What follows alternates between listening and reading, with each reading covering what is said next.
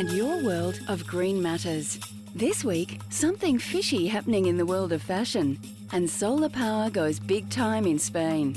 But first, out of the frying pan and into the future.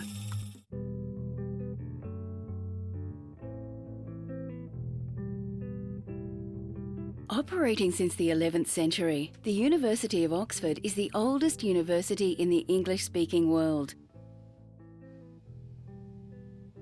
In this college kitchen, dating back to 1427, they're cooking up new ways to help the environment. Used cooking oil is collected from college kitchens and turned into biofuel. It's part of a trial of alternative fuels for the university's vehicles.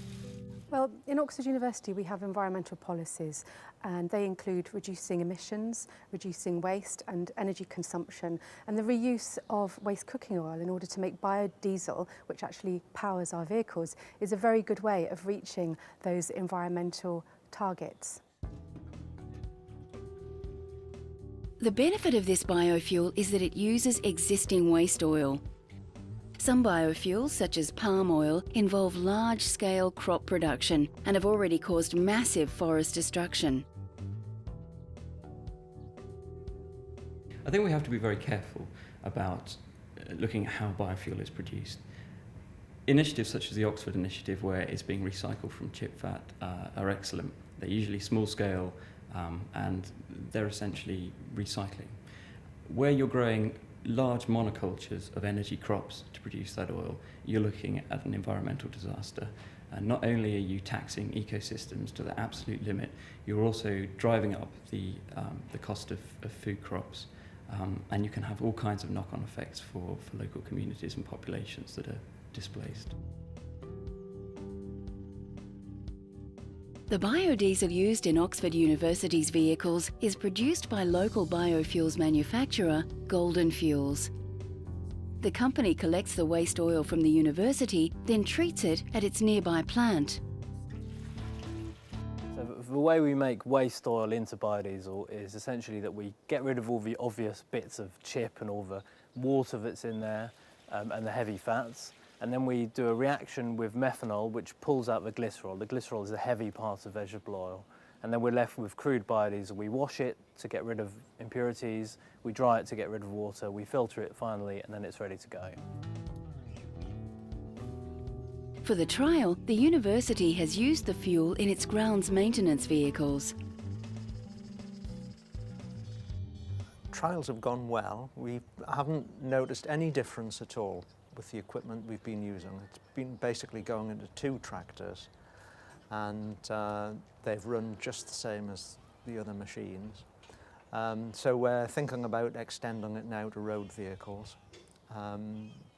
because it's more cost neutral for road vehicles. And basically, I think, yes, we're going to adopt it.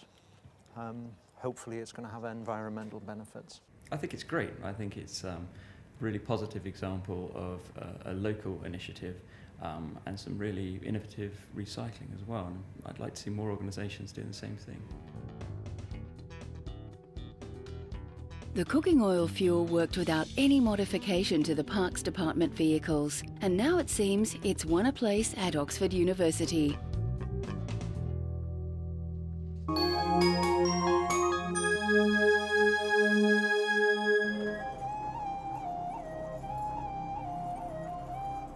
Vizhinjam is an idyllic fishing village on the western coast of India. For centuries, the families in this village have derived their livelihood from fishing. But climate change and overfishing have affected stocks, and families now struggle to make ends meet.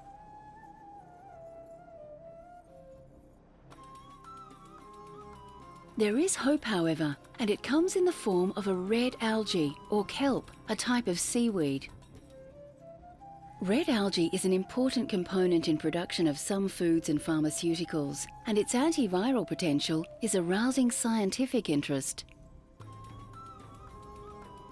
There is huge demand for the seaweed, which is widely cultivated in the Philippines, Malaysia and Indonesia.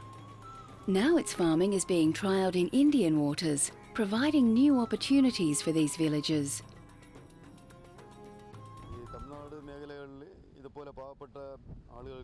Red algae farming is widely practiced in Tamil Nadu. If it's successful here too, it will be a great help to the fishermen. That is why we are doing this.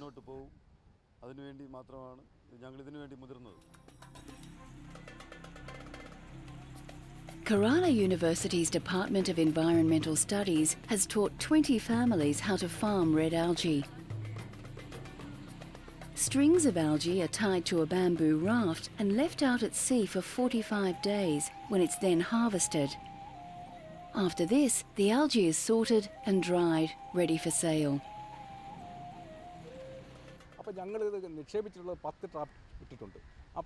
We've put 10 rafts here, to which about 1,500 pieces of algae have been tied. We've been told at training that we can harvest a maximum of 180 kilograms of algae per raft.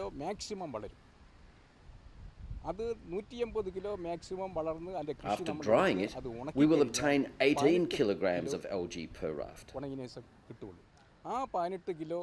For the dried product, we are told we will get 10 to 11 rupees per kilogram. What we need is we need to form some self-help groups by involving the fisher folks which are having no other employment. This is not the main income. We are introducing this as an alternative income by which they can go for fishing and they can do their routine activities. On the leisure time only they can go for it, because once we are putting the rafts in the sea, there is no need of periodical monitoring, and there is no need of fertilization, and also that they can go for their routine. While helping economically, the red algae has some important environmental benefits. As the base of the food chain, it is vital for the marine ecosystem. It grows by converting carbon dioxide into carbohydrates and oxygenates the water and the Earth's atmosphere. So, like trees and plants, it helps control carbon levels. Red algae dates back 1,200 million years, yet still there is much to learn about this building block of the world's waters.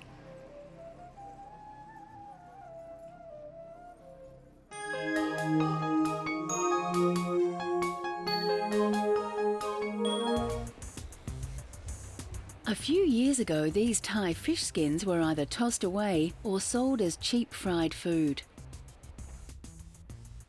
Now they're used around the world as a stylish fashion material.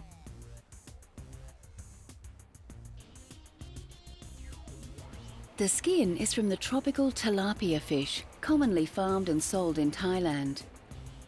At this seafood factory south of Bangkok, 30,000 pieces of tilapia fish are cleaned, sliced and skinned each day.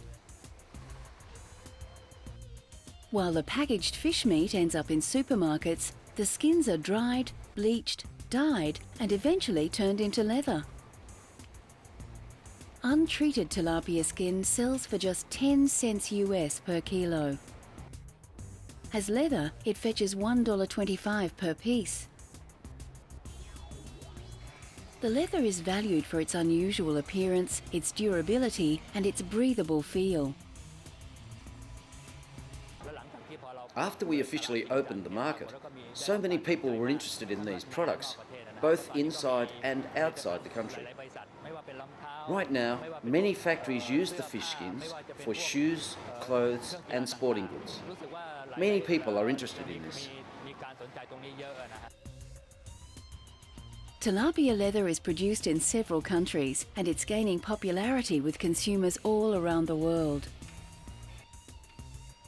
In the competitive world of fashion, the lowly tilapia is fast becoming a big fish.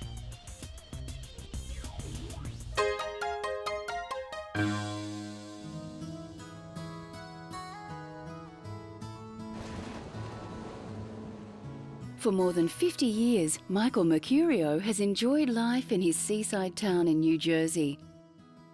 So it came as a big surprise when neighbours sued him for erecting a backyard wind turbine. He says it's an attempt to fight global warming and the flooding effect on his small beach community. My house saves 22,000 pounds of carbon emissions each year. When I started this, I believe I was doing it for the good of my neighbors, for the good of the state, for the good of this country, and for mankind, in order to try to start saving this planet. And I've been penalized because of it. Prior to putting up the 35-foot wind turbine, Michael installed $24,000 worth of solar panels, bringing his energy costs down to a mere $113 per year. I basically can power my washer machine, my dryer, my refrigerator, and my dishwasher, my microwave oven, my coffee maker, my toaster, my can opener. Everything is powered by the wind and the sun, and my air conditioner. Michael claims he generates more energy than he uses, but his suing neighbours claim the windmill is a nuisance and throws shadows on their property. Other neighbours are also unenthusiastic. We fully support the environmental factor of it. However, it has its appropriate place. You know, here it's very difficult because the homes are right on top of each other, and the windmill, of course, now is surrounded by 3 or 4 homes. When it's out on a field, it's great, but it has its proper place.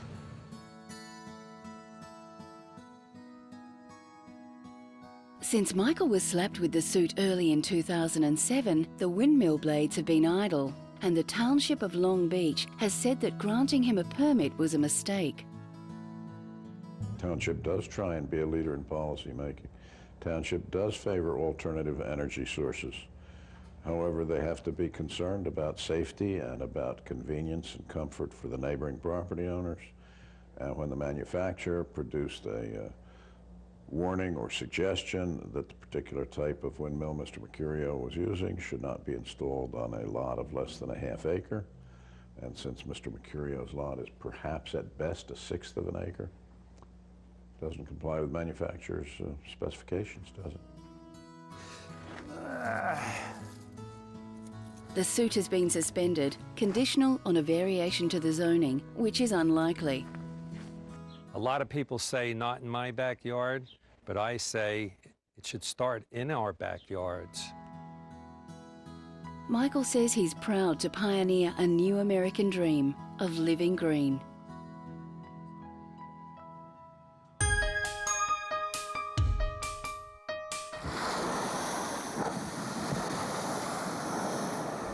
The renewed Japanese whale hunt arouses worldwide controversy and protest.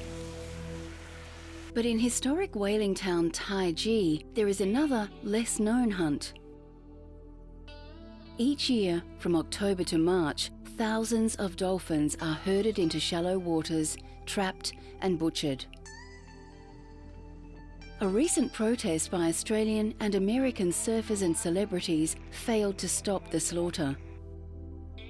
In an ugly confrontation, Japanese fishermen used the boat's propeller and a boat hook to repel the small group as they tried to save the last pod of dolphins. American actress Hayden Panettiere left the water distraught.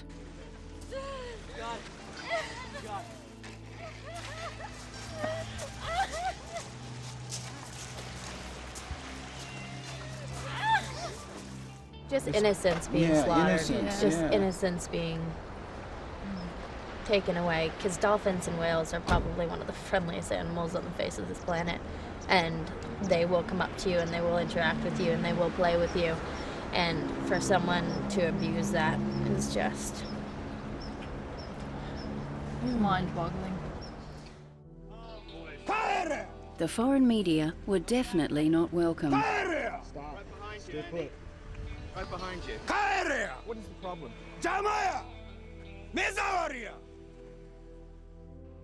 Famous as the man who trained Flipper, Rick O'Barry worked with captive dolphins for 10 years. Now he fights for their freedom and survival. The slaughter takes place from September through March, and it goes on every day. And again, the justification is for the meat. But we now know the meat is highly contaminated. Mercury in dolphin meat has been recorded at 22 times the safe level. As whales and dolphins are at the top of the food chain in the ecosystem, they tend to have higher mercury levels compared to other species. But the Ministry of Health and Welfare is fully aware and has issued advisories for pregnant women, telling them not to eat whale meat too often. But trying to ban eating dolphin meat altogether for that reason seems irrational to me. Seeking closure, the surfers at Taiji honoured the dolphins in a ritual ceremony. They had lost this battle, but vowed they would not give up.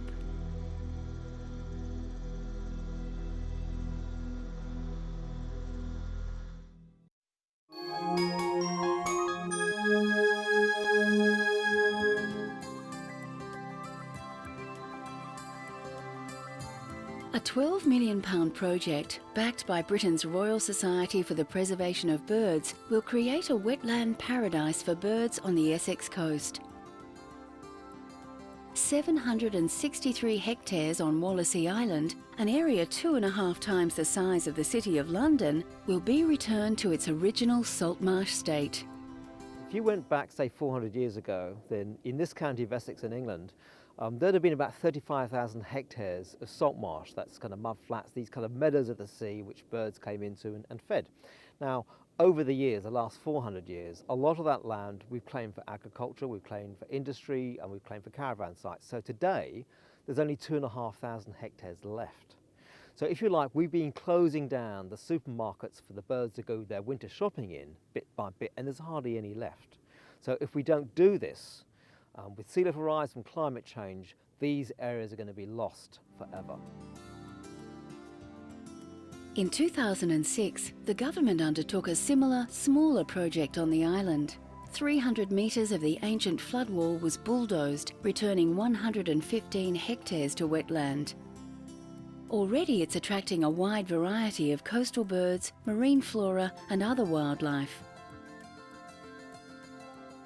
The new project, as well as helping bird life, is designed to cut flooding risk by providing a natural barrier along the east coast. The old seawall will also be raised to protect farming land against future flooding. What we'll be doing is recreating a lost landscape. So what is now wheat fields and fields of oilseed rape and peas, we're going to restore back to what it used to be 400 years ago. So it'll be a kind of combination of big lagoons and creeks and islands and walkways. So it's going to be a massive wilderness that the birds can come into, fish can come into, and people can come into and enjoy. And a landscape which will last, we hope, for climate change and be ready for when sea level starts to rise. Before beginning any work, the Society is surveying the area using GPS receivers to plot the impact of water levels on the varying land heights. We've got to look at all in great detail at the levels of the land here. It looks very flat, but in actual fact there's little undulations go up and down, so we want to use those, you know, the remnants, the ghosts of that lost landscape to build into our design. It's hoped the wetland will attract spoonbills, which have not nested in Britain since the 1600s, Kentish plovers, absent for 50 years, and black-winged stilts, which have only bred in Britain 3 times.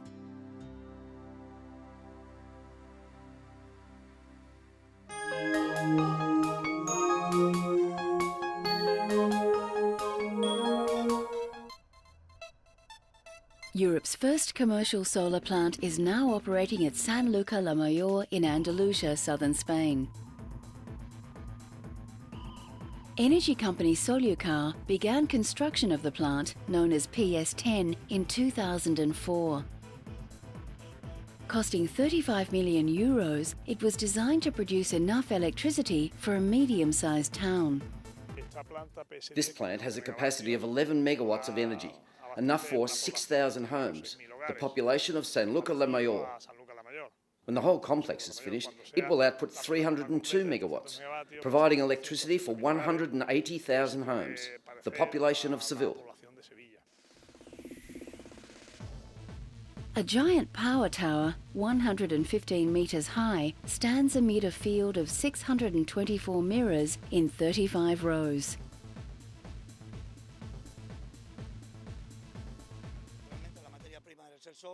Our commodity is the sun. Its rays hit the mirrors, which in turn reflect the radiation towards a receptor located at the top of the tower. The water circulating through the tower heats up because of the sun's radiation and turns into steam. When the steam enters the turbine, it rotates the engine, generating electricity. So this is the basic scheme of the solar plant.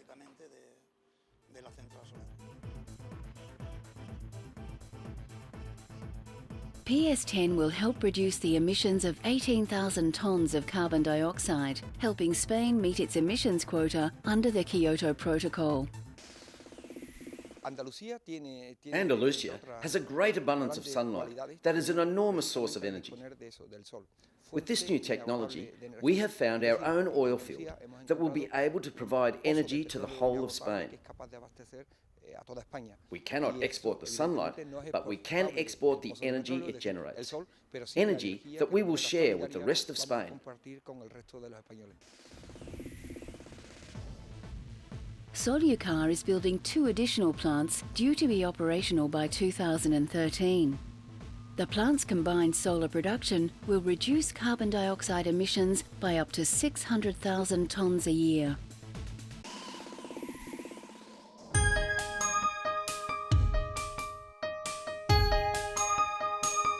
Join us again when we bring you more of what matters to keep our world green.